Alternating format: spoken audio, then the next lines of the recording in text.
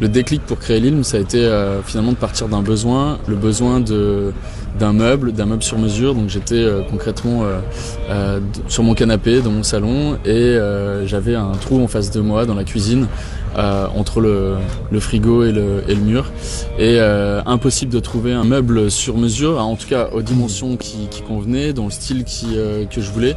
Et donc après avoir écumé tous les sites internet, j'ai eu cette idée de pourquoi pas créer, d'aller à la rencontre des artisans et de créer un site qui permettrait de se faire rencontrer les artisans et une demande de clients qui ont envie de meubles sur mesure, de décoration sur mesure et on a poussé aussi jusqu'aux bijoux sur mesure.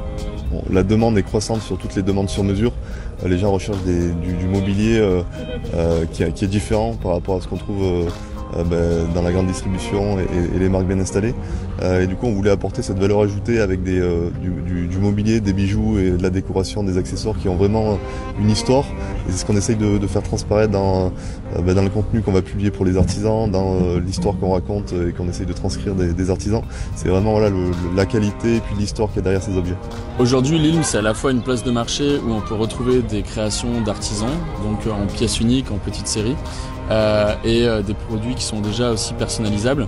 Et puis à côté, on a un service où on peut nous demander du sur-mesure pour un objet qu'on a envie de créer avec une demande précise.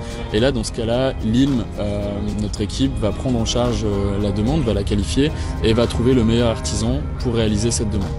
Donc on part vraiment soit d'un besoin très concret, soit des artisans qui proposent en fait des produits. Les 3 critères sur lesquels on s'attache vraiment, c'est la production artisanale, la qualité et le style. Voilà, on cherche un style qui est plutôt contemporain, moderne. Aujourd'hui, on a à peu près 40 000 créateurs en France, 240 000 en Europe. Et c'est assez difficile d'accès en fait. On n'a pas tous accès à un atelier d'artisan d'art, d'un ébéniste, d'un maroquinier, d'une créatrice de bijoux pour aller faire sa création sur mesure. Donc notre rôle, c'est aussi d'ouvrir en fait les portes de tous les ateliers, ceux qu'on sélectionne justement pour permettre de créer soit du sur-mesure, soit de donner accès à des produits qui sont créés par ces artisans. Ce qu'on voit de plus en plus, c'est que les gens ont envie de consommer mieux, consommer différemment. Ils ont le bio, le commerce équitable, c'est quelque chose qui est maintenant installé. Et dans le meuble, on retrouve en fait ces valeurs de consommation qui vont pousser les gens en fait à consommer de l'artisanat d'art, quelque chose qui est fait main par un artisan à côté de chez nous, parfois en France, peut-être on a des artisans qui sont aussi en Espagne, en Belgique. Pour ma part, j'ai travaillé 8 ans dans un grand e-commerce dans le pneumatique et donc j'avais l'envie d'entreprendre et en fait j'ai toujours voulu entreprendre mais dans un milieu qui raccroche finalement à la vie réelle, au commerce physique.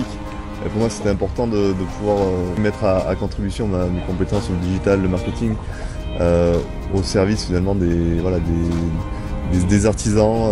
Et je pense que c'est très complémentaire puisqu'on va apporter cette compétence qu'eux n'ont pas. Pour moi, l'ILM, c'est pas une reconversion, c'est-à-dire que j'ai toujours travaillé dans le marketing digital et aujourd'hui, ce qui m'intéresse, c'est de mettre mes compétences au service de ce secteur pour faire avancer des choses, pour essayer de changer un secteur poussiéreux et lui donner en fait des opportunités pour mieux vendre côté artisan et pour avoir plus d'offres côté client.